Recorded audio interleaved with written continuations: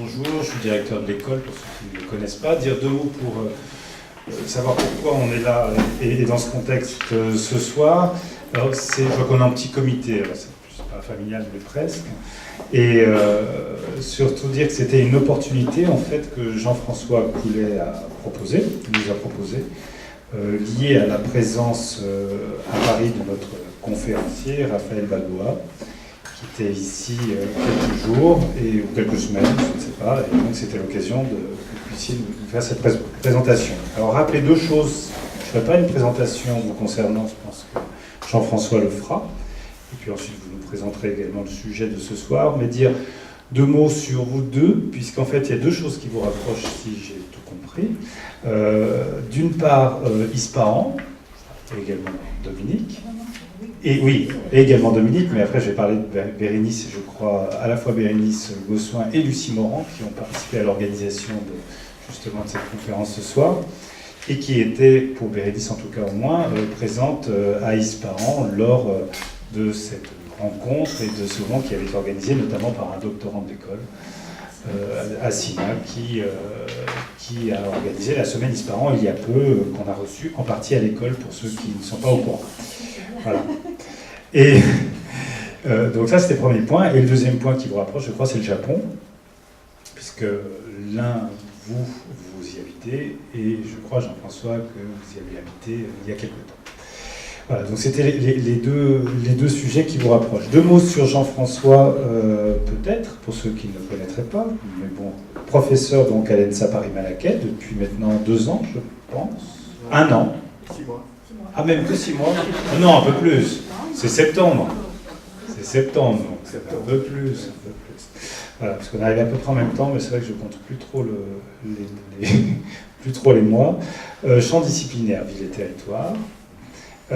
Et chercheur, pour la grande joie, je pense, de notre voisin l'ENSA Paris-Belleville, donc chercheur à l'IPROS à Paris-Belleville, mais je crois chercheur associé au LIAT.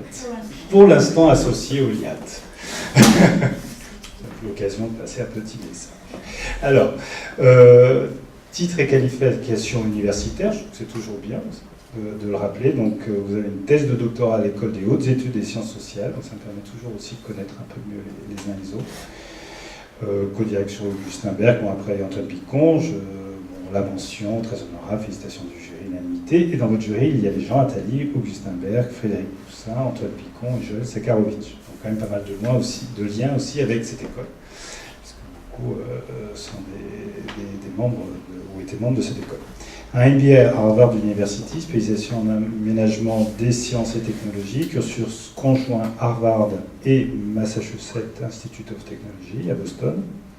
Et puis sinon, bon, le DEA, c'est peut-être moins enfin un DEA de géographie à l'université Joseph Fournier, mais du coup c'est plus tout à fait dans mes mots. Voilà, je ne détaillerai pas vos activités de recherche parce que vous le ferez sans doute mieux que moi et puis c'est très très long, et puis qu'il y en a surtout à venir, et je vous donne tout de suite la parole pour peut-être présenter notre invité de ce soir. Merci beaucoup Luc.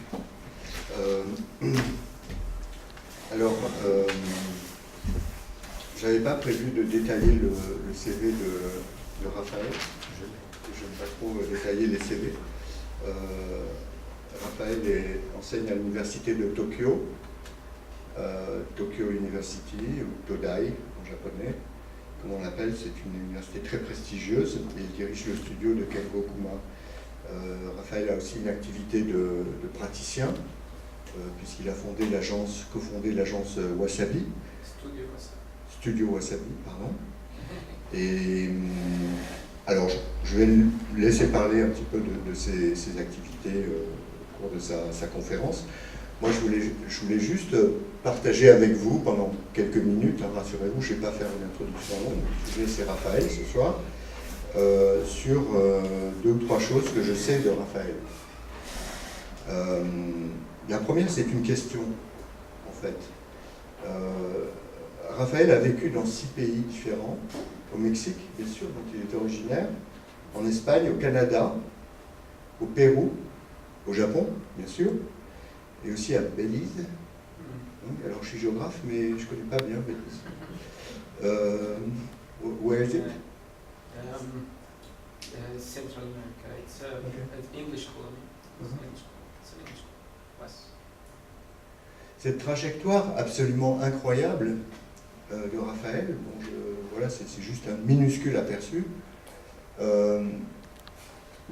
m'interroge parce qu'il vit au Japon depuis 13 ans, et le Japon c'est quand même un pays de l'amour du pays, où la culture japonaise est très enracinée dans le sol, dans la terre même, je dirais. Et voilà, ça m'étonne, cet enracinement que tu as choisi d'avoir par rapport à cette trajectoire toujours en mouvement. Et puis l'autre chose qui m'a surpris quand on a partagé ces moments en Iran, c'est ta propension à l'instantané en dessin, on va en parler, cette propension au jaillissement dans les idées, et cette proportion au surgissement par ta présence, parfois surprenante, ou ton absence, et les moments auxquels tu es là. Et je trouve que c'est un grand moment de partager tout ça avec toi ce soir.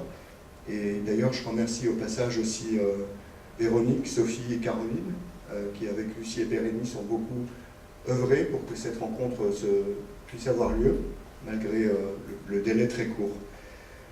Voilà. Donc tu nous montreras sans doute dans ta conférence et dans la discussion qu'on aura ensuite, comment ton architecture et tes recherches expriment ces deux choses, cette expérience internationale assez unique, et puis ce mode de pensée de l'immédiat, ce mode de pensée du jaillissement. Raphaël se définit plutôt comme un praticien avant que d'être un chercheur. Hein, tu m'as dit ça plusieurs fois. Mais voilà, ne nous trompons pas, Raphaël est un grand chercheur. Simplement, il ne cherche pas de la même manière que nous cherchons. Alors, comment expliquer cela? Comment l'exprimer déjà? Et en y réfléchissant pour essayer d'en dire quelque chose, justement, le problème c'est qu'il y a quelque chose d'indicible chez Raphaël. Et d'ailleurs, comme il y a quelque chose d'indicible dans la société japonaise. Et la meilleure façon à laquelle j'ai pensé pour en parler, c'est cet extraordinaire texte de Erigel qui s'appelle L'art du tir à l'arc dans la culture japonaise, je crois, quelque chose comme ça, qui est un texte qui a été écrit par un philosophe allemand qui a vécu une dizaine d'années au Japon, et qui a décidé pendant 5 ans d'apprendre l'art du kyudo, donc du tir à l'arc traditionnel japonais. Donc il a choisi un maître avec qui il a passé beaucoup de temps, énormément, et au bout de 4 ans et demi, il y a quelque chose qui s'est rompu avec ce maître. Et il lui a dit, je n'y arrive pas, je n'arrive pas à me mettre dans l'état d'esprit pour pratiquer l'art japonais du tir à l'arc, qui au passage est très empreint de philosophie zen. Et le maître lui a dit, mais depuis 4 ans et demi, qu'est-ce que vous faites? Vous êtes dans l'effort, vous êtes dans la volonté acharnée pour essayer d'atteindre le but très occidental que vous êtes fixé, qui est d'atteindre le centre de la cible. Et il lui a dit, non, c'est pas ça du tout. Vous n'y arriverez pas tant que vous ne déciderez pas que ce n'est pas vous qui tirez. Ce n'est pas vous qui décidez du moment où vous lâchez, après ces minutes de tension de la corde, le moment où vous lâchez, ce n'est pas vous qui décidez. Et donc, tant que vous serez dans cette obsession du contrôle, qui est très occidentale, de l'effort et du but à accomplir, vous n'y arriverez pas. Et ça a provoqué chez Erigel un déclic absolument incroyable. Le maître lui a dit, ce n'est pas vous qui tirez, c'est quelque chose qui tire. Et ce texte a été commenté, c'est un petit livre, hein, je vous invite à lire, il est magnifique. Ce texte a été commenté par l'historien André Corboz dans un petit article qui s'appelle de mémoire « 3 apologues de la recherche », où il dit qu'est-ce que c'est la recherche. Alors il y a 3 apologies, et une des apologies, c'est l'enseignement de Erigel et de son maître japonais, où il dit la recherche c'est pareil, ce n'est pas vous qui trouvez, c'est quelque chose qui trouve. Alors, en repensant à Raphaël, je me dis qu'effectivement, Raphaël, il laisse jaillir ses idées, il ne les théorise pas.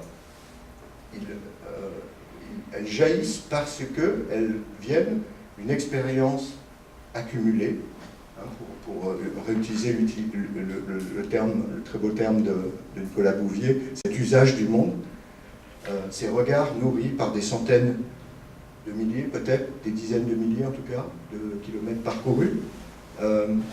Et Raphaël, je trouve, interpelle notre manière de voyager, de nous confronter à l'altérité, notre manière de voir, de penser l'architecture et l'urbanisme, mais aussi à ces éternelles questions que chaque architecte se pose chaque jour, peut-être pas tous, mais en tout cas très souvent, pour une majorité d'entre eux. Comment l'idée naît en moi et d'où elle vient. Alors, nos trajectoires se sont croisées effectivement à Ispahan, grâce à Richard Scoffier, qui est là ce soir,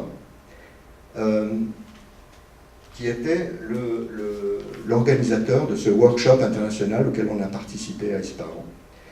Et chez Richard, il y a cette même propension au jaillissement et à la fulgurance des idées. Et les quelques jours que nous avons passés ensemble à visiter de l'architecture en Iran, il y avait également Patrick Berger, Sina Abedi et Bérénice, comme vous l'avez dit, et puis d'autres. Ces quelques moments-là ont pour moi été un moment de révélation où j'ai profondément appris. Et l'un de ces moments importants, je voudrais juste, à titre d'anecdote, vous en montrer une image. C'était cette grande mosquée de Kashan. Nous l'avons visitée, nous avons pris le temps de la visiter, je pense. Nous avons été dans des trajectoires justement séparées les uns et les autres. Dans la mosquée, derrière, il y avait des prières qui avaient lieu.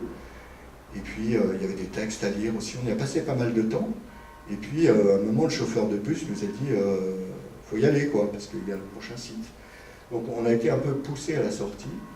Et à ce moment-là, j'étais en train de marcher vers la sortie avec Raphaël. Il me dit mais ce site est quand même assez étonnant, assez extraordinaire. Et moi, j'avais envie de partager un petit peu ce moment avec toi.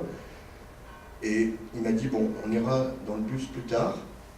Et on s'est assis sur un muret, on a regardé cette mosquée, et Raphaël a sorti son carnet de croquis,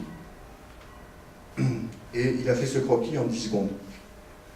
Et en fait, il m'a expliqué après que c'était des exercices de croquis qu'il faisait régulièrement partout, des exercices en 10 secondes. Il en a fait un autre après qui est magnifique, qui m'a dédicacé, qu'il a fait en 30 à 40 secondes, précisément, qui est un petit peu plus honnête que celui-là. Mais voilà, en y pensant, je me dis que chez Raphaël, ce n'est pas Raphaël qui dessine, c'est quelque chose qui dessine. Et dans la dédicace que tu m'as donnée, c'était marqué « Let's keep on sharing, let's keep on learning ». So I end up in English, the transition. Thank you for your generosity.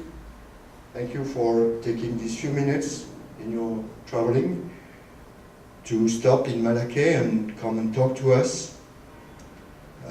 You use metaphors, organicist metaphors, to talk about prosthetic urbanism. This has to do with the body.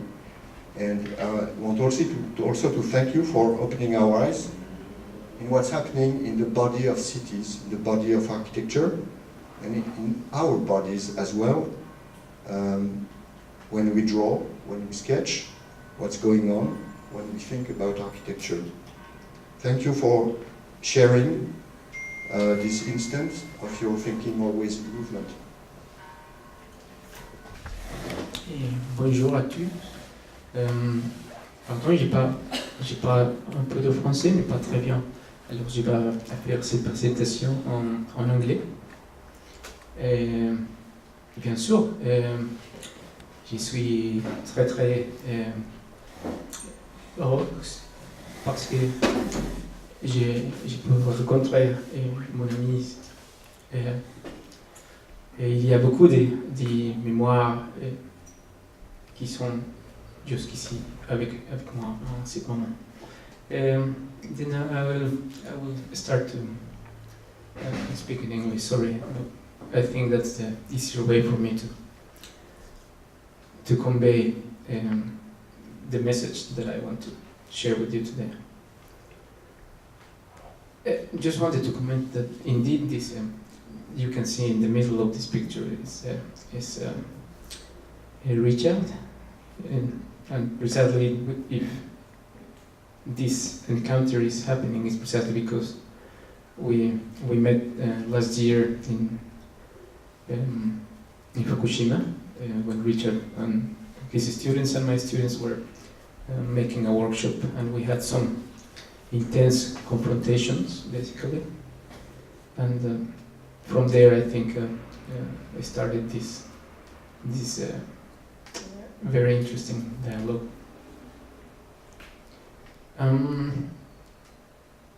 I will try to be brief. There are many things that I would like to share with you today, but first I think I need to share about the place that I call home since 13 years ago. I came to Tokyo around 2004. I came to study in the former laboratory of Tadao Ando. At that time, there was no Kengokuma at that time, and so I was studying under Ando and another professor, Manabuchiba. Eventually, I continued with Kuma-san, and now I'm one of his assistants, but I basically focus a lot of my time in my own research. I want to start making two big questions here. These questions have been in my head for a while, and still I think they make me think a lot how we approach to architecture. Basically, in these two questions is embedded my anxieties about being an architect who makes theory and being an architect that practices. I think that's very ambitious, but so far I've been trying to run both of these two positions. So the first question says, is it that a specific idea consolidates culturally in our cities when passing from theory to practice? Second question is it through the urban experience and the everydayness that when we realize that we are subject to a dominant or imposed idea? How these two questions combine? They add, they multiply, or they are just next to each other? They are against each other. Moreover, we can summarize this in another question. To think leads to make our cities, or to make city leads to think? I want you to keep this question open for all the rest of this talk. I need to explain or introduce very quickly the first question, which is about praxis. In this case, as I commented, my studio is called the Studio Wasabi. I've been running this for at least some 8 years, but officially we've been running almost 6 years.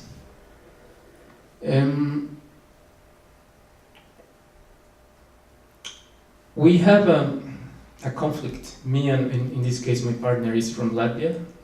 Now she's professor in the Riga Technical University, but she's not anymore in Tokyo, but we continue working together in different scale of buildings.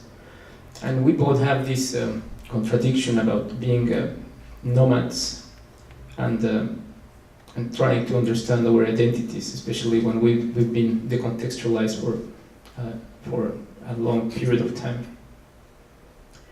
So nomadic identities are precisely coming from the fact of being based in Japan. And there's a contradiction between nomadism and identity.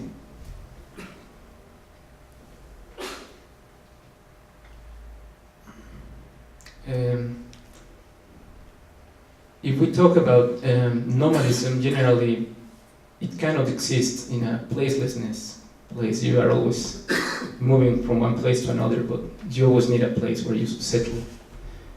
But somehow identities precisely grow from these movements, or this when we are for a long time in a place and we start to recognize certain kind of traces of who we are, what we are made of. Kisho Kurokawa has a very interesting proposal in some of his texts about metabolism. Specifically, he talks about homo movements. He basically tries to foresee the future of cities more as a city in networks, basically. Moreover, now we have other people, other scholars like John Moravec, who use the term nomad, not like nomad, but nomad, precisely identifying a group of individuals who have this capability to work basically with anybody, anytime, and any place. Somehow our practice identifies very much with this nomadism. But there's something I always refer to Edward Said, precisely he's a philosopher who established the idea of Orientalism, the way we bound what is not, what is foreign, or in this case what is Oriental. It's coming always from a very Western perspective. But there's something very powerful in his words. He says, to know something is to have power over it, and conversely, to have power is to know the world in your own terms. This is tremendously powerful, to know the world in your own terms. This is power, basically. At the moment that you can start to say the things in your own way, you start to understand that it's meaningful, at least for you. And I think that's the strategy that we try to use in all the work that we do.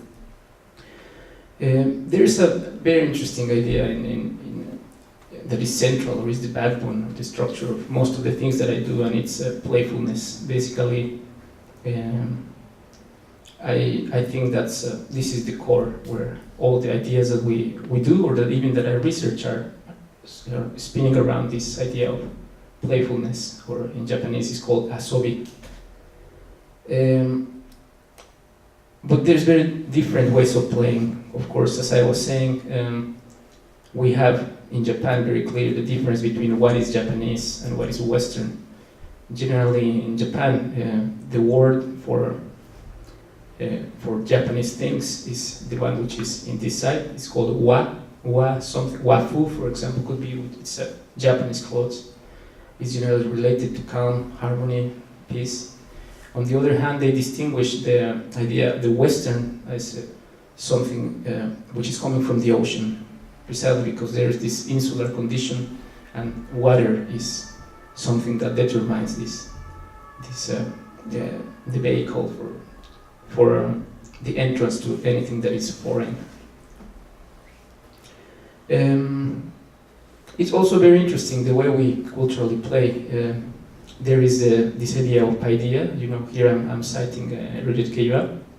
He distinguished very clear what is paideia, which is much more free, more intuitive, probably more childish. And the other position, which is ludus, which is much more, it has a much more clear structure. So play, according to Josef Huizinga, has a significant function embedded into a cultural background. This is to say that the way that you understand playfulness definitely would be different to mine, and that is totally determined by our cultural background. This is part of my office. Basically, I'm a big toy collector. I am also a big fan of books, of course, because I research it. But somehow toys have become the object where I can understand sometimes a culture as complex as Japan. These are different kind of mappings that we do in the office sometimes. This is in Split, in Croatia. It's part of the interest that we have. I think I particularly talk by myself. I am a person who is very attracted to the visual things. I enjoy colors. I enjoy weird things. And if I have to say in more emphasis, I love monsters.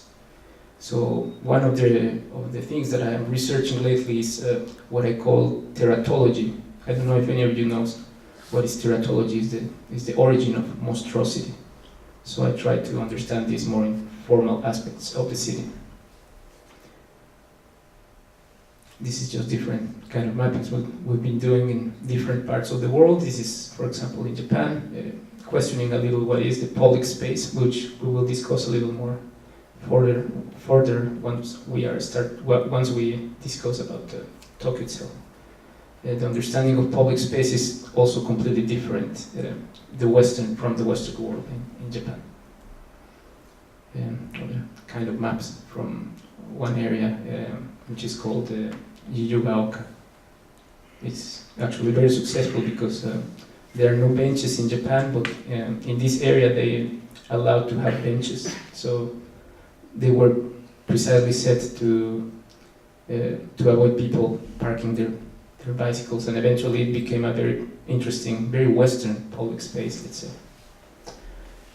Other studies that we've done in Singapore, for example, this is Little India. This is different kind of projects. This is around 25 hectares, one of the first largest projects that we did for a film company in Jakarta. This is around 15 kilometers from the center. We basically envision a mega structure which can breathe, and we have inside some other boxes that can keep all the cool areas for the people, but we had all these open spaces in between which are connected to the idea of impluvium, which is Roman. Also another project from the same client. We had to conserve this building. It's a museum, which is basically not in use. We have also one of the largest mosques here in Jakarta, and we were asked to set a new program and reorganize all this space. I'm not going. It's just very quick because I just wanted to show you the practical part. This is the project that is ongoing lately. This is still under development. We are working with Arup for the structure of these towers, also in Jakarta. Also, this house is under construction. It's in Latvia. It's in Ergli, some 100 kilometers away from Riga, the capital. And also this museum, this is a restaurant that we just finished in Mexico for Toyota. So that's the praxis, which is not the topic that we have to deal with today, but I just wanted to give a background of what we are also doing. It's not only me, it's some other group of people who supports my practice. So I want to pose a question here, if it's possible to foresee architecture and prosthetics as part of a kind of logical or intelligible argument here.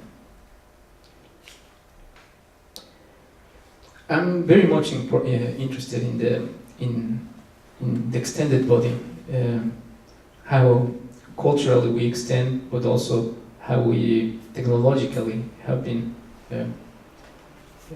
dealing with these different devices that expand our identity.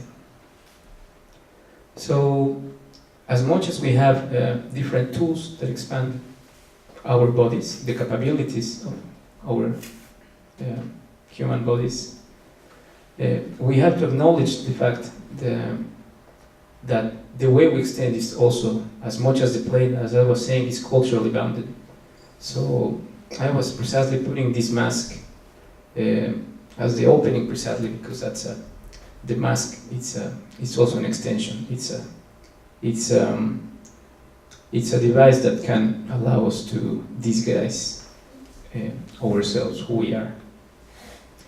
But specifically the mask has this power of, this is a Japanese game, it's called Fukuwarai. Generally, the face is very much structured. You have your eyes, your nose, your mouth in very specific positions.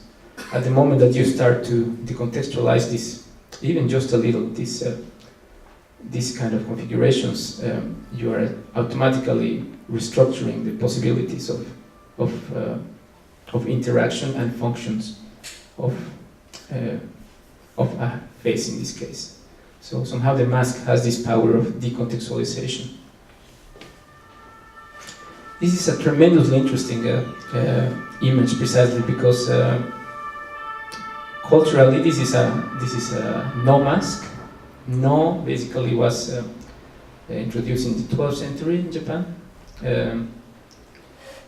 It's different. There are two types of dancings. One is kabuki, which is more popular, but no, it was more elevated. Generally, it's male who are performing this kind of dances. What is very interesting about this mask is first that it doesn't have eyebrows, and that it has black teeth. This is called hikimayu. Hiku means to pull. In the 12th century, people used to shape or to pull all the hair of the eyebrows and put a mark here as a symbol of an eyebrow. I don't know if any of you knows about this, have heard about it. It's precisely to hide the emotions, because when you gesticulate, generally the first thing that is going to show is your eyebrows. So they do it to hide feelings. And the other two is the black teeth, called ohaguro, that is precisely it's a symbol of beautiness. This is actually coming from China, so you will see it also coming right after the Buddhism enters to Japan in the 6th century.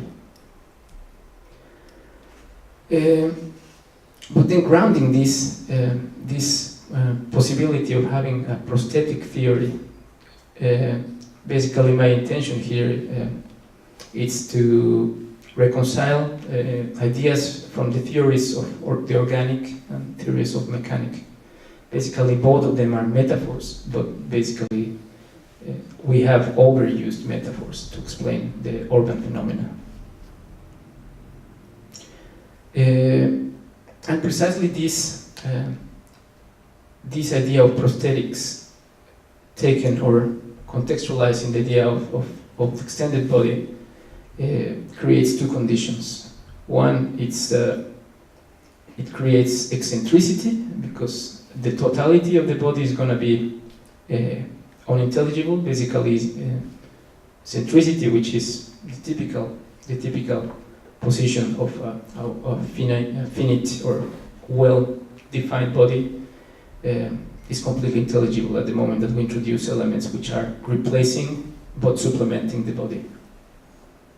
And the second one, which is even more beautiful, is the monstrosity that these new attachments create. Basically, if we deform too much the human body, it's not anymore a monster. It needs to be, until a certain extent, extended. So it can be considered a monster. Basically, it's a deviation of our humanity, the monstrosity. And something very interesting about the monster is that it is coming from the Latin mostrare. It means to show. And generally, the monster, when you were kids, we fear the monster, but we are attracted to the monster because we want to see the shape. We want to see what is this in front, what we are confronting in front. What's the shape? What it's going to do to us? As far as I've been researching monstrosity, I would say that the monster has the capability to show you something that you only can see. The monster is very much, you fear the monster for certain particularities, simply because it's speaking to you. It's a deformation of your self. kind of a mirror, let's say. We will try to put all these arguments in the urban context. So the monster, the monstrous city. Tokyo, it's a, if I would say something, it's a monstrous city. It is a monstrous city because precisely the amount of elements that aggregate to the original buildings, which we can consider the original bodies, it's very much aggressive, it's very much uncontrolled, very much informal, but also is what confers identity. If you remember, I would put a very dumb example, but if you remember Captain Hook and his hook, precisely the hook is what confers identity to this element, to this person. So in the discourse of the Prostho-Urbanism, we have different kind of terms that come together, which is adaptability, identity, extensions, customizations, interface, plugin, replacement, and finally hybridity. But before starting to explain more about Prostho-Urbanism, I need to give you a more general background about Japanese culture, and that's precisely what I was naming this lecture in praise of the void, precisely using the famous book of Tanizaki, no? In praise of shadows. In this case, emptiness is the central idea in not only in their beliefs or in the way they do things, but also in the way how the city is organized. So I don't know if any of you have heard this term enso. Enso, it's a drawing that generally Zen masters would do in the morning when they wake up. They would just make this circle in one trace. Generally, it needs to be unfinished. And precisely in that imperfection is where they find a more elevated way of doing, or more sophisticated. So emptiness, precisely, according to Nishida Kitaro, is what leads to real experience, to start to understand things. So generally, in Western culture, we understand achievement by getting more things, but at least Zen thinking is precisely about detaching things. It's about reach the emptiness or nothingness. Something that Japanese calls sitaimu. This is the kanji of mu, precisely.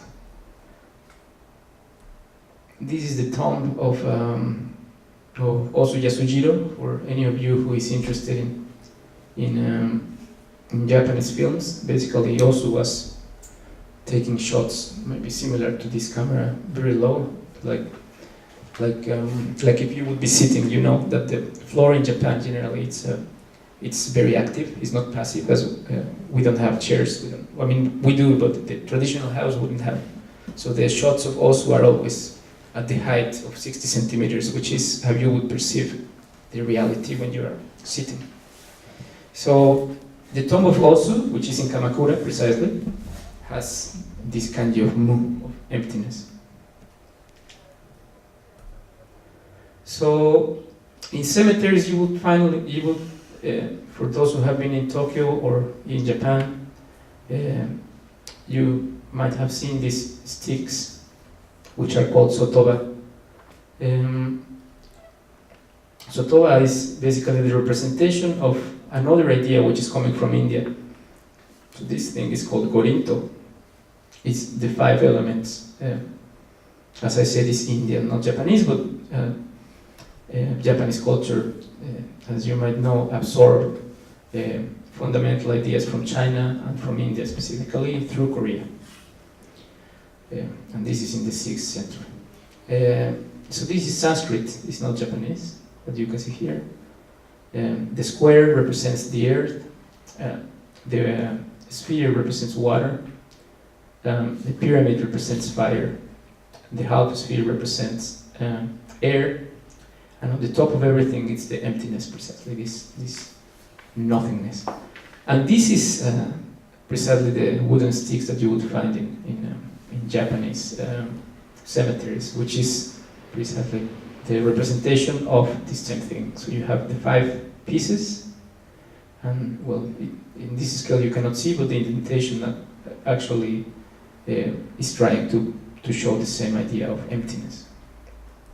So how is this reflected in the city?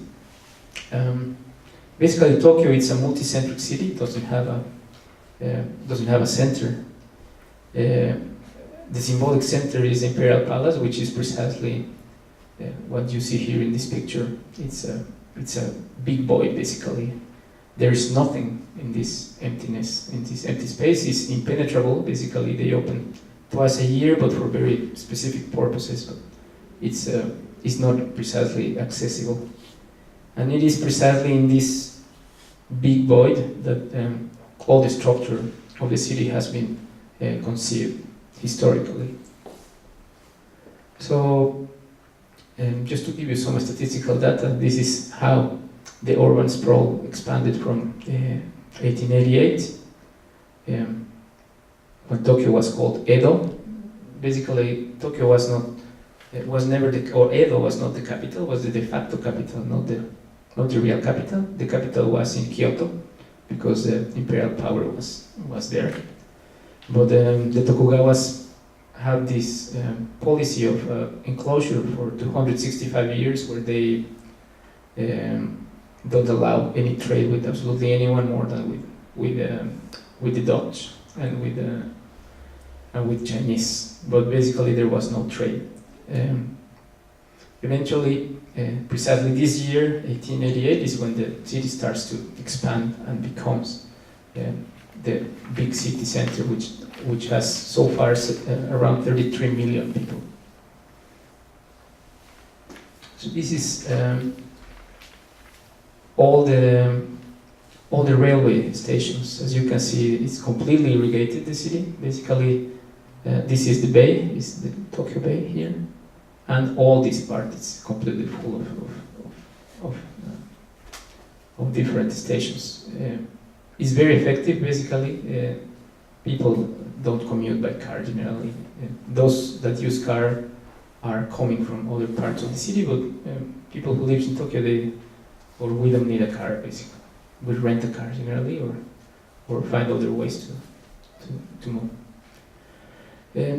There is a real master plan in the city, because many authors refer to Tokyo as a city which is chaotic, but I think to label Tokyo as a chaotic city doesn't say much. It's basically something that anyone could appreciate or just see by experience. Indeed, precisely this big void, which is the Edo Castle, is where all the city was organized through this moat. So this moat was basically running around the city for 2 reasons. One was to bring water, because there was a lot of fires constantly, so the city was destroyed in different occasions. But the other was because you cannot attack the castle directly, so you have different layers. There is something very interesting also in the superstitious approach of Japanese people, which is also inherited from China. They say that the devil enters from the north. They say it's very funny because precisely with Richard we went to Fukushima, and Fukushima is on the north actually. So I'm not superstitious, but somehow Japanese are very much neglecting the north. For example, in the city they put in Ueno, which is precisely in the north, they put a very important temple to protect the city, and 4 gates surrounding the castle. So this is the master plan, the most recent master plan of the city. You can see how you can see the cursor of the computer.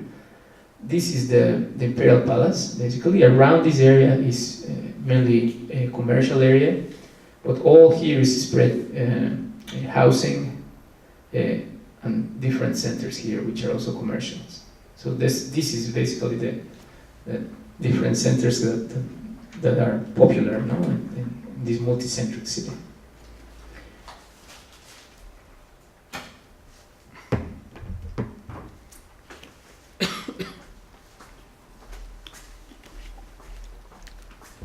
So this is the urban grain of the city, or some examples of the urban grain. Basically, taxation system is very, very aggressive. If you have a lot of land, you need to pay a lot of taxes. So this has created a system of fracturation.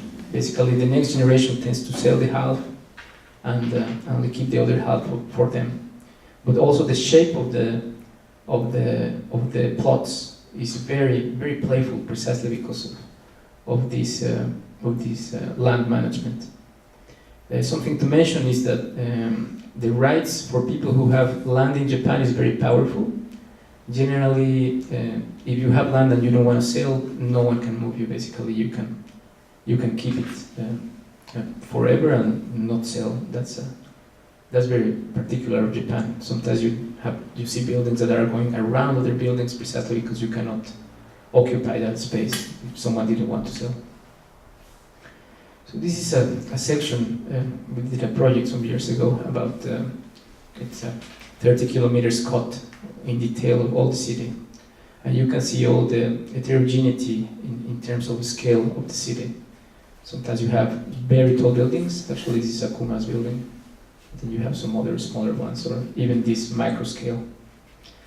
In the section it cannot be seen very well, but actually it's something that it's actually a French architect who also lives in Japan. Labels this as bad haircut architecture, very much like my hair. You can see long and short and long. Generally, what is the idea of city block? It's China. Good to see you. Streets. All the buildings that are facing the street are much taller, and the buildings inside are much basically domestic scale. So some people say that Tokyo is basically a village. It's a collection of villages. So if you would walk around these streets, of course, you would have the impression that it's much more higher or taller, but actually people live in these areas. So the experience of Tokyo is basically like villages. There's also a reason for this kind of master planning.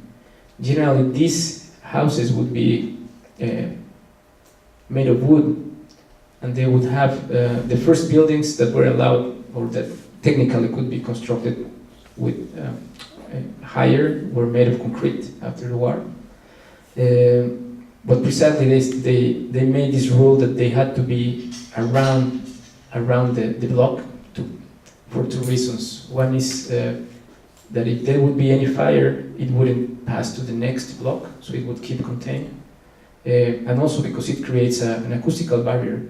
So when you enter inside these parts of the blocks, you actually are completely in a different part. You don't feel what is happening outside. So that's one of the big secrets of the urban planning in Tokyo.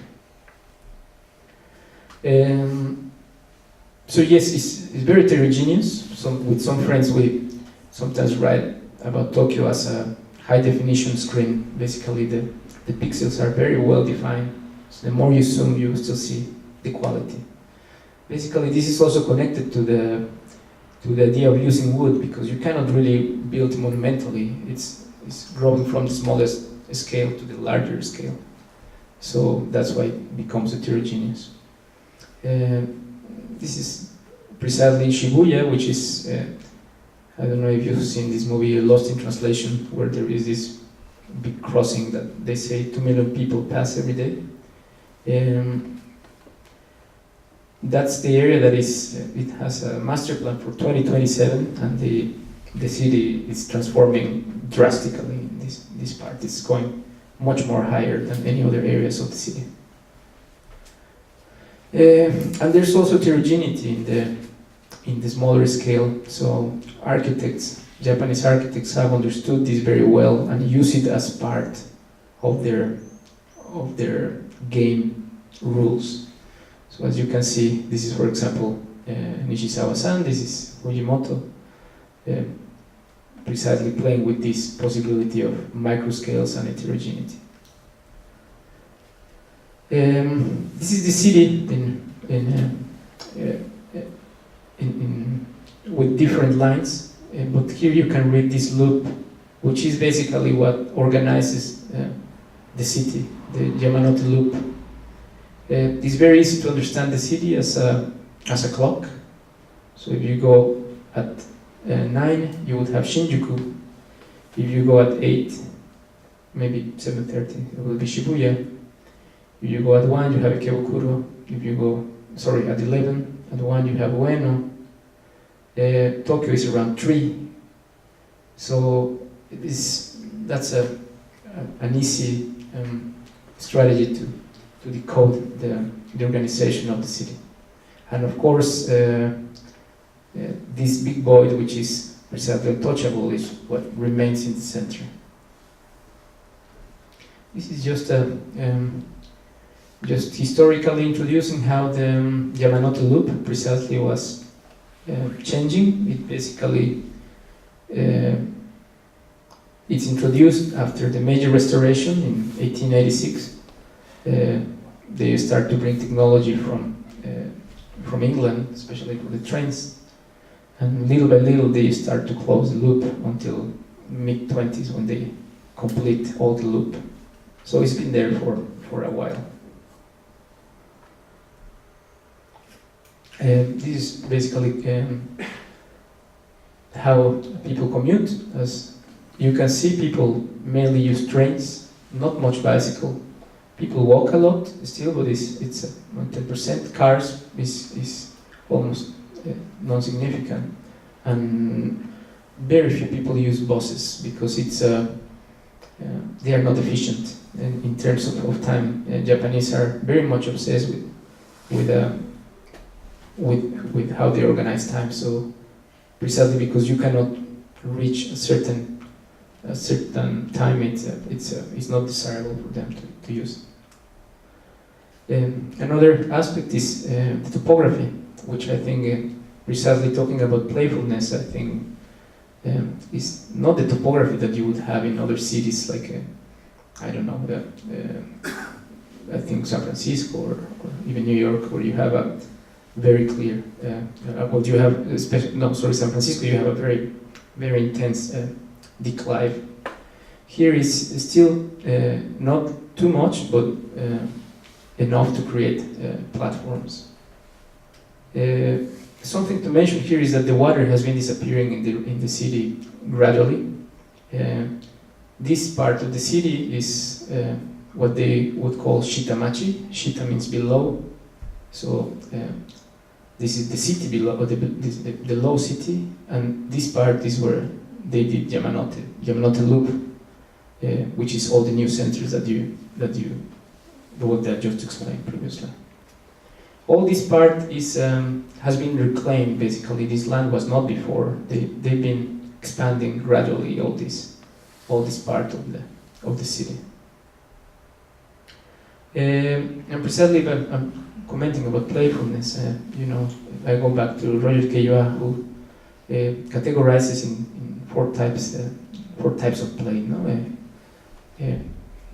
One is agony or agon, alea, which is chance, so aleatory comes from there, mimicry, simulation, and ilex vertigo. Somehow all these kind of plays are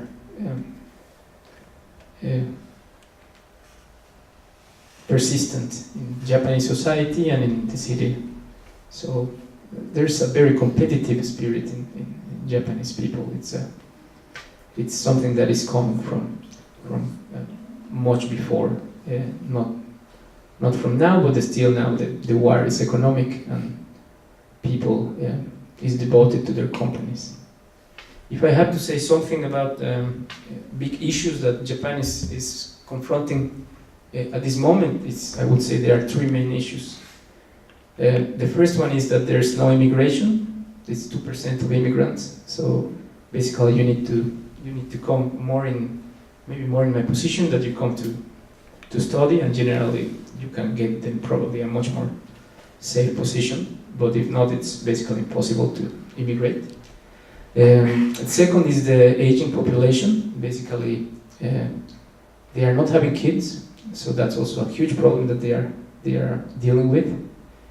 And the other is the shrinking city. You know, the little by little, all these buildings are going to be empty, precisely because there's not going to be. Everything is linked basically. If there's no immigration, they will confront serious troubles. Japan, they say that it is lacking of innovation. Actually, it's very interesting, but contrary to what some people might think, in the last 20 years, Japan is completely stagnated. Japan was growing around 7% between 1950s until 70s. Japan was growing like 9% per year, more or less, the GDP, which is only Germany could achieve that, this intense growth. And still from 70s until 90s, it was growing 7%, which is crazy, right? There's no other country growing at that speed. But after that, the bubble period explodes, and basically the economy is not growing. And this is creating tremendous big problems in Japanese culture. Now it's people generally try to work in a company, and they are not expecting to change anymore. There's no mobility. They basically just want to devote for a company.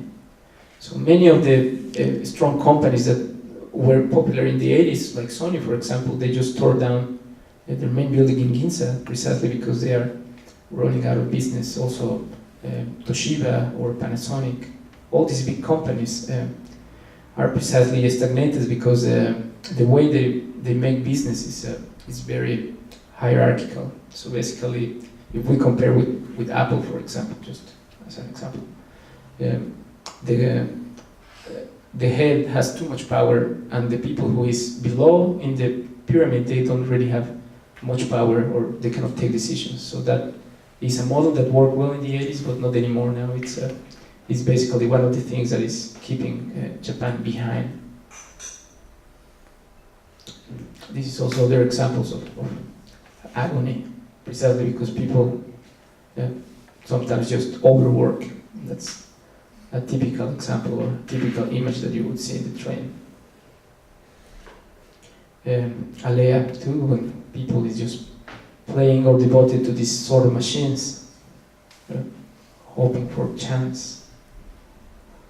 But somehow architects in Japan have taken advantage of many of these things, starting by the smaller scale, and you can see different examples of how they apply this in the smaller scale in houses. In this case, all of these are metaphors, but taken to another level. Also, this is a very interesting how sometimes you don't have even windows and all the lights coming from the top, and create some very gentle space in these parts inside. So somehow all these houses are full of little secrets. It's something that is particularly interesting in the Japanese domestic scale. And vertigo also, no? It's all this. You can see basically it's not a high-rise city. Basically, in certain areas it's concentrated or it's more densified, but in general, we can say that it's a low city. And here we start to see some elements, which is precisely what has grabbed my attention during all these years in Japan, and is how they affect or intervene their buildings in a completely different way than as you would do in France, for example. Basically, buildings are not trying to keep any intelligibility or any dialogue with the other buildings. Generally, there is this autonomy and this desire of being different from the others. And you often have these kind of elements adding in a very playful way to buildings. This is, I have to say, it's not only from Japan, it's also a phenomenon that you can observe in Taiwan or also in China. It's more an Asian phenomenon.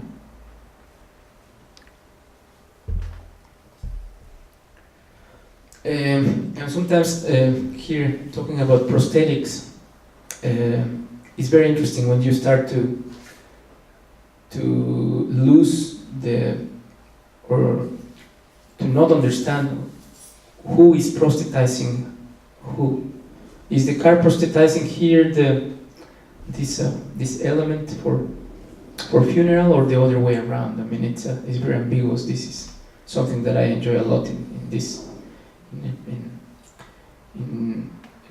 identifying the original body that I call.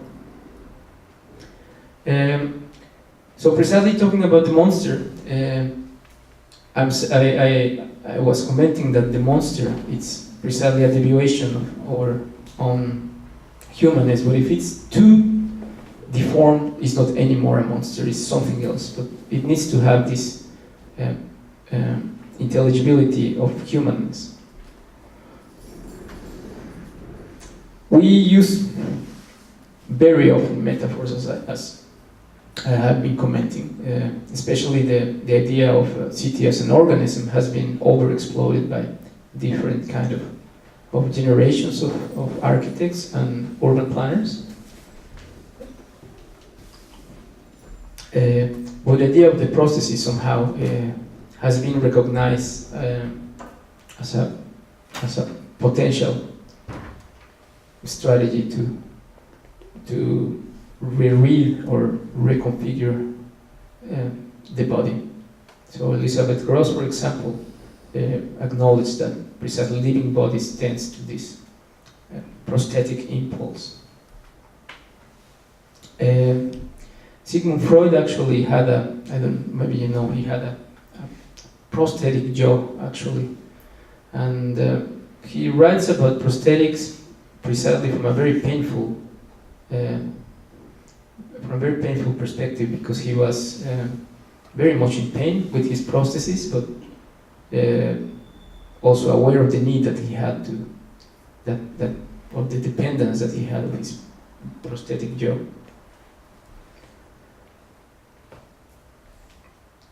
There's something also tremendously interesting about the prosthetics in the Japanese language itself. In Japanese, you would use this kanji, which is called gi, which actually represents righteousness, justice, the justice could be. No?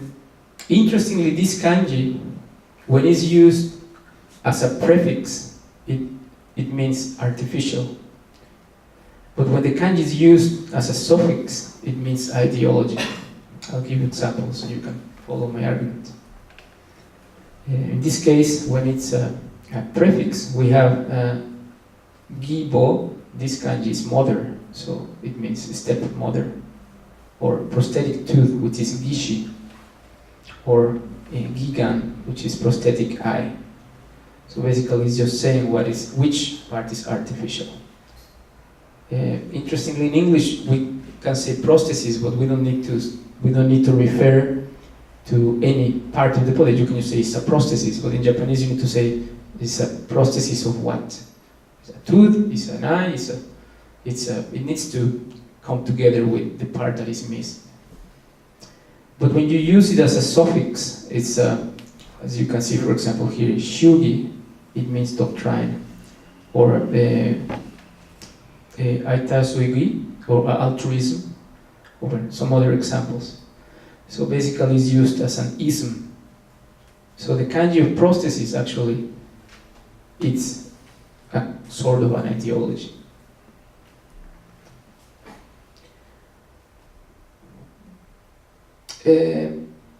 Talking about eccentricity precisely, historically Japan has, or Japanese culture has been defined by some authors as rice, or they identify the culture as rice.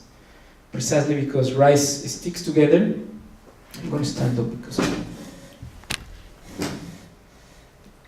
rice sticks together, but it has no flavor. So that is a really good metaphor about Japanese culture. How it basically needs another flavor which is coming from somewhere else to give a different flavor. So of course I'm referring here about how China had a very strong impact. Basically the Japanese culture is an extension of Chinese culture at the beginning, and eventually they start to create their own way of doing things. So this is two temples from Boda in Nara, Azucadera and Horyuji. Generally, the element which is more important in Chinese architecture is the pagoda, because technically constructing in wood in vertical is much more complicated. So that would be the element that would be generally at the center of this layout. So this is called Kaido, which is the corridor. But Japanese start to deny this center. They start to put elements, specifically the pagoda, a little bit out of the center. Also in this other example, you can see it's intentionally decentered. So this is also translated directly in the geometries that they use. For example, we have this example. It's a hemp. It's called what was the name of this? Asanoja is the name of this pattern that you would find in fabrics generally. So if you observe this kind of pattern, it actually is more. It would look like this. So it's centricity, we could say. Basically, the three triangles are the same. But if you measure in detail, you will realize that the center is a little bit out of the center, or decentered. This is to say that once you put all the pieces in a matrix, it creates variation, but very slight variation. So that visually is something the Japanese have take advantage about this eccentricity, geometrically and also metaphorically in both cases. We have to observe or to point out that Japanese were not stargazers like other cultures. They were basically worshipping all the elements that were around them, basically the trees, the nature. So they started to develop these sensibilities and apply it directly to their everydayness objects.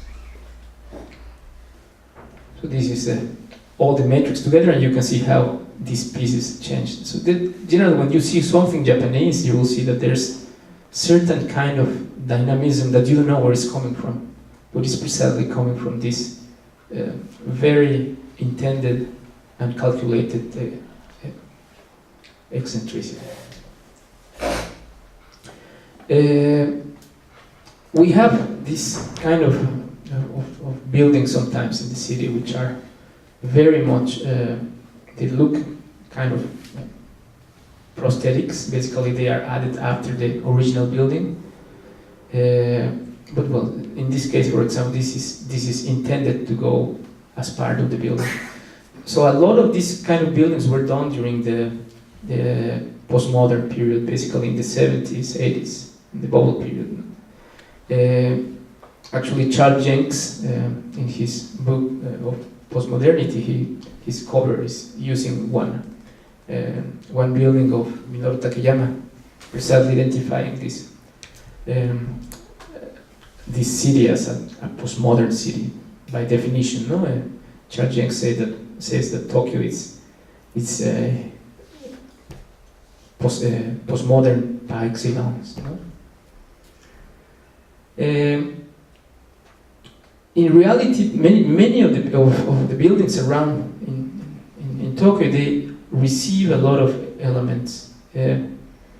So if you try to follow my argument, let's consider the original building as what is conceived by the architect. And eventually, this kind of elements is what I call prosthetics, precisely because they come after the building. So they start to modify the building, and they have a different agenda also in timing. Generally, these elements are mutating according to the needs of the building. It is not a parasite. Actually, I think I have some discussions if it's the differences between if it's parasitic or if it's prosthetic.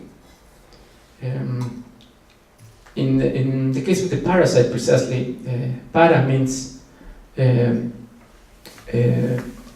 besides or next to, and cytos means to eat. Basically, parasite is the one that eats next from you. But it's advantageous. You know, the parasite, it's organic also, but it lives by taking from the original body. But the process is actually supplementary, and it's artificial. So it's very different, prosthetic and parasitic, I would say. So these are different observations around the city and how these elements just start to appear in a very informal way. Basically, this is part of some research that I did for my PhD some 3 years ago when I submitted after 8 years. It took me 8 years, by the way, for those who are finishing. It's long. And basically, we were measuring and trying to understand how all these devices organize in the city, and what would be the relevance to create a grounded theory about them. There is a very strong culture in Japan about signboards, which is called kanban, they call it. So originally, during the Edo period is from 1603 until 1886, they would be designed. Basically, the owner of the shop would work with a shokunin or an artisan, and they would try to design something specifically for these shops.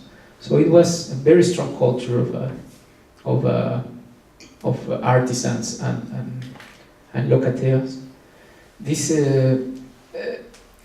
kind of phenomenon, little by little, has been disappearing in Japan now.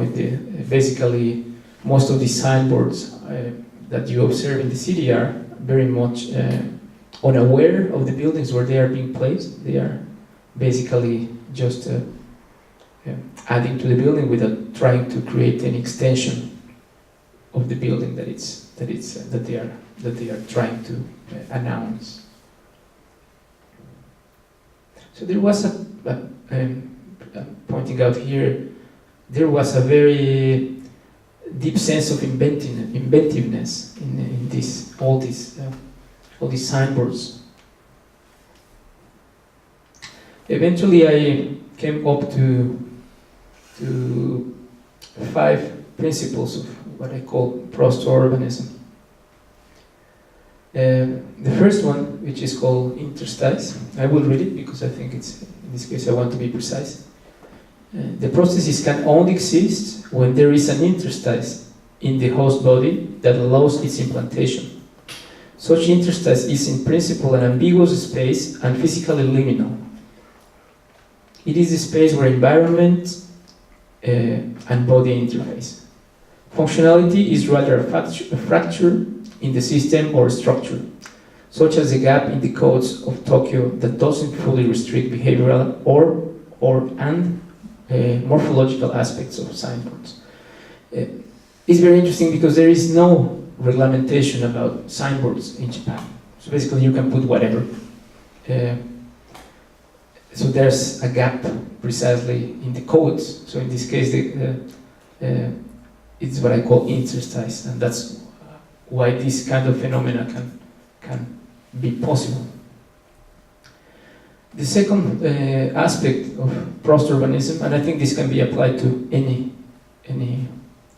city where there is this phenomena of elements which aggregate to the original buildings.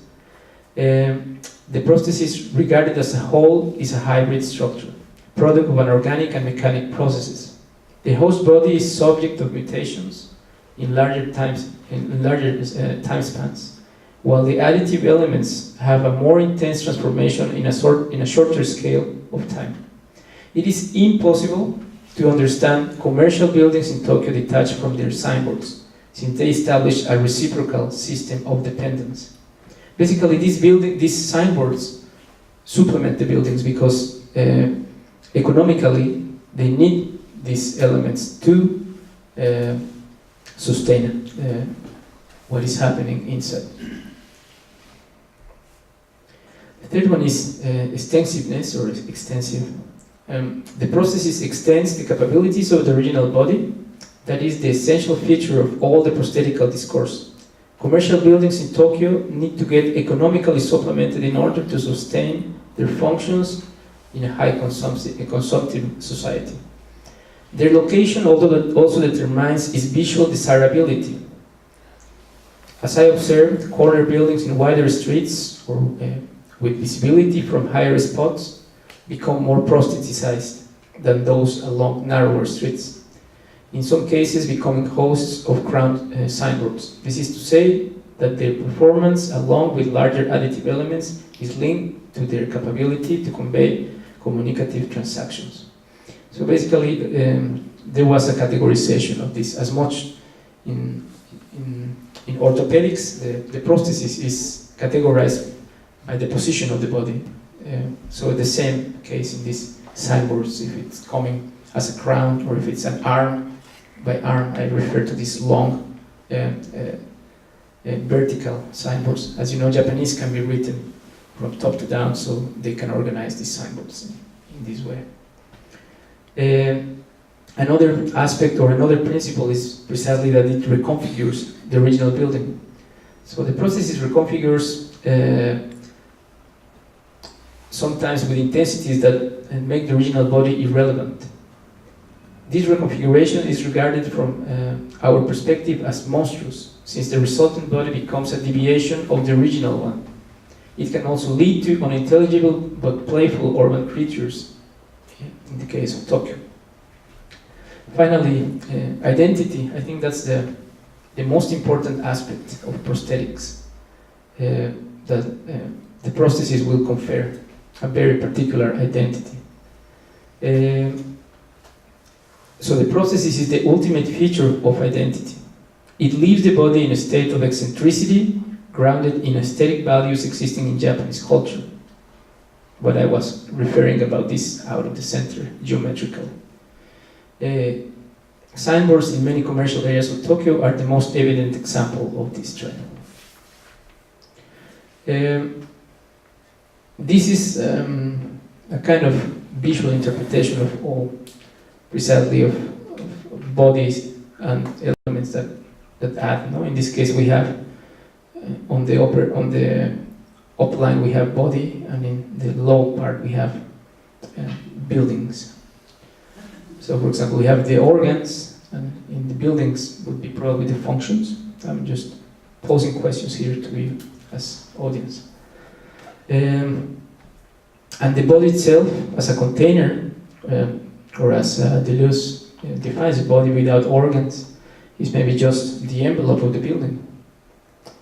So in prosthetic body, generally these elements add in different positions to the body, and somehow in buildings it happens something very similar. They start to deform the building.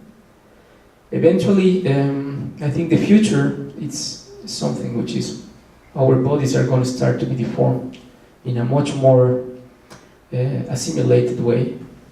Probably I would love to discuss this with some people here later, because I think we have some topics in common. But probably the building in the future also will start to assimilate these changes similar to the body.